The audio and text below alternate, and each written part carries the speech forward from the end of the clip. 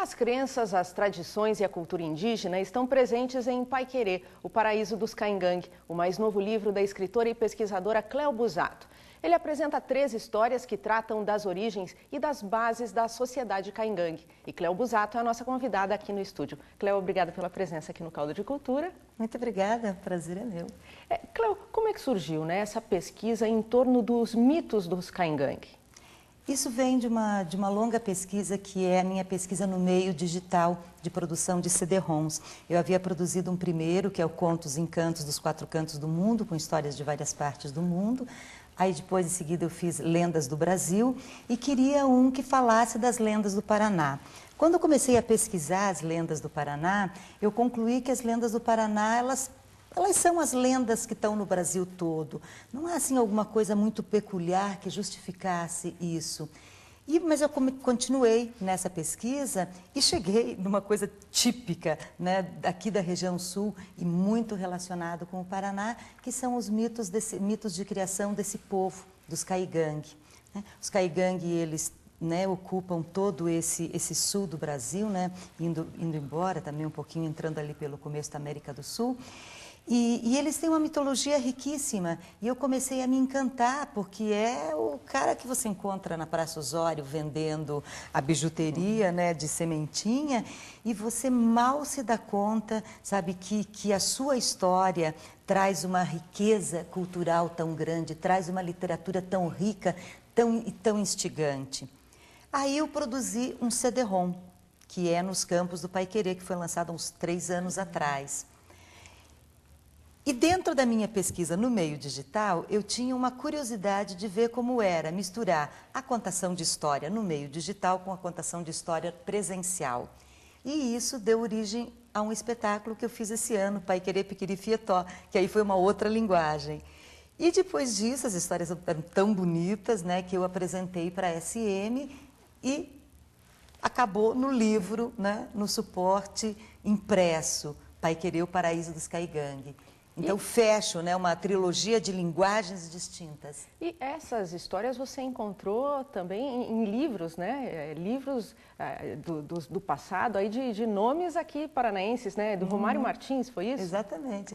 Eu fui nessa pesquisa e cheguei numa preciosidade que tinha na biblioteca da minha casa. Um livro que chama-se Paiquerê, do Romário Martins, da década de 40. E Romário Martins, na verdade, ele reescreve os registros de Telêmaco Borba, que é um dos pesquisadores que teve contato com esse povo, não é o único, mas é um que teve contato com esse povo e que deixa um registro sólido e reconhecido. Aí, a partir desse registro de Romário Martins, eu ia lendo e eu ia mergulhando. Na verdade, o livro do Romário não é só Caingangue, tem Guarani também, tanto é que o CD-ROM, ele é Lendas de Caingangue e Guarani. Porém, eu comecei a fechar nos Caingangue, até para ter, dar uma pesquisada melhor nisso. Mas partiu dessa pesquisa bibliográfica, assim, desses paranaenses aí. E como trazer, Quer dizer, você encontrou essas histórias contadas numa linguagem da década de 40. Como é que foi trazer isso para a contemporaneidade e para a garotada? Pois é, foi assim, foi dar um mergulho naquele tempo, ressignificar aqueles termos, e atualizá-los, como disse você, trazer para uma linguagem contemporânea, porque a gente tem coisas indecifráveis. E há muitos termos que são termos Caingangue, que eu preferi até manter e colocar um pequeno dicionáriozinho que consta, tanto aqui no livro quanto no CD, consta um dicionário desses termos. Mas teve, além dessa transposição da linguagem em si, tem uma transposição também na maneira de apresentar, porque é diferente.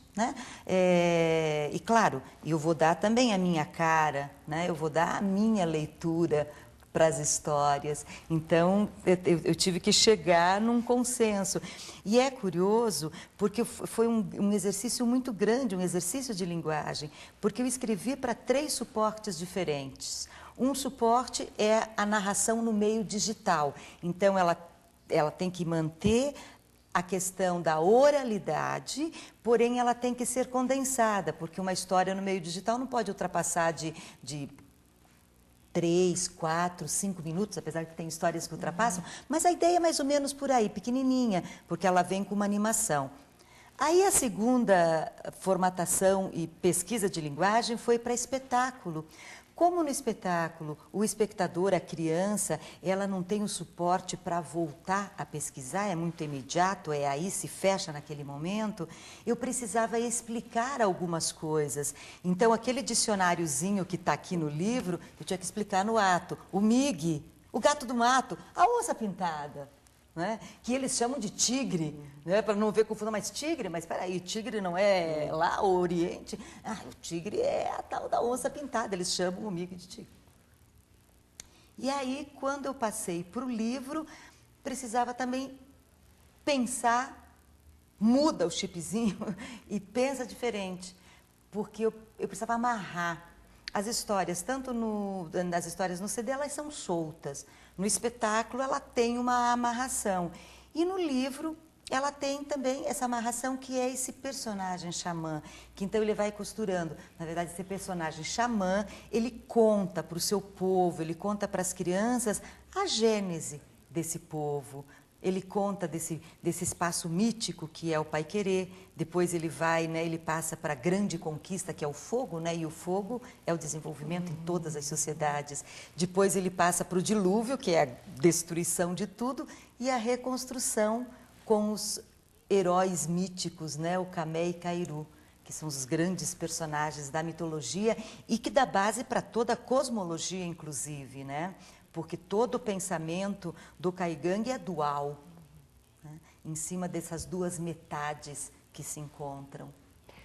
Você teve um encontro com o público na biblioteca no último fim de semana para o lançamento do livro. Como é que foi esse encontro com esses jovens leitores? Ah, foi uma delícia. Eu sempre me divirto muito. Eu me identifico muito, né, com o público jovem, com o público infantil, juvenil, com o adulto também. Eu adoro contar história, né, escrever e contar história. E foi muito gostoso. E é engraçado porque eles levantam, né, algumas questões. Mas quanto tempo o Fietó conseguiu se manter com o galho pegando fogo no ar? Meu Deus, quanto tempo? Não sei. Ah, o tempo que ele conseguiu, até ele não conseguir mais. Então, assim, é muito instigante, é muito gostoso. E foi lindo, estava lotado lá, né, de olhinhos e ouvidos e corações atentos. E o livro, ele é voltado exatamente para esse público, né? Para a criança de 8, 10 anos, que está começando aí no caminho da leitura. Exatamente, exatamente. E ele tem uma linguagem muito acessível, né?